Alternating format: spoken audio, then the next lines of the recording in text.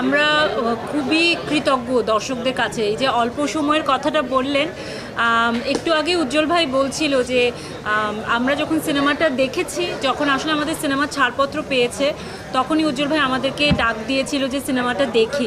তো সিনেমা দেখে আমরা প্রত্যেকে, আমরা তিনজন আসলে দেখেছি। আমরা দুজন আগে দেখেছি, বাসার আমাদের সঙ্গে আবার পরে আরেকবার দেখেছে, জয়েন করেছে।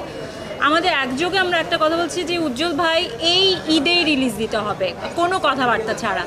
এবং উজ্জ্বল ভাইও আমাদের এক্সাইটমেন্টে উনিও এক্সাইটেড হয়ে গেল।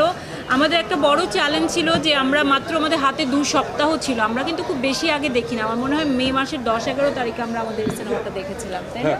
খুব এই মাসেই।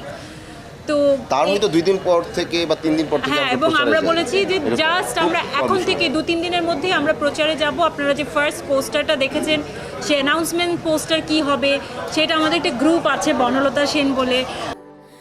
স্যান্ডেলিনা সো, রূপচর্চায় আভিজাত্য।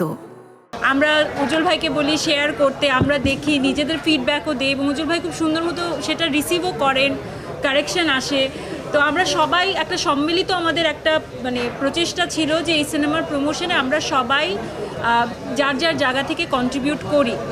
তো বাট অডিয়েন্সকে থ্যাঙ্কস জানাতে চাই যে আমরা আমাদের চেষ্টাটা করে গেছি কম সময়ের মধ্যে, বাট অডিয়েন্স যেভাবে এটাকে, আমার মনে হয় এত অর্গ্যানিকভাবে একটা ওয়ার্ড অফ মাউথ হয়েছে আমাদের প্রচারণার, সেই সাথে তারা অফকোর্স প্রেস, আপনারাও মানে আপনারাও খুবই পজিটিভলি আমাদেরকে সাপোর্ট দিয়ে গেছেন।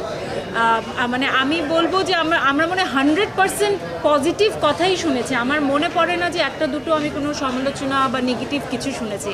So thank you so much, আপনারা যারা এখানে আছেন আমাদেরকে সাপোর্ট দিয়েছেন, সেই সাথে অডিয়েন্স যারা আমাদের প্রমোশন দেখে অনেক বেশি খুশি হয়েছেন। আশা করি আজকে তো রেজাল্ট দিচ্ছে, সিনেমা হলে সিনেমা চলে আসছে, রেজাল্টটা ভালো হবে, ওনারা ভালোভাবে এনজয় করবেন এবং ভালো কিছুই বলবেন।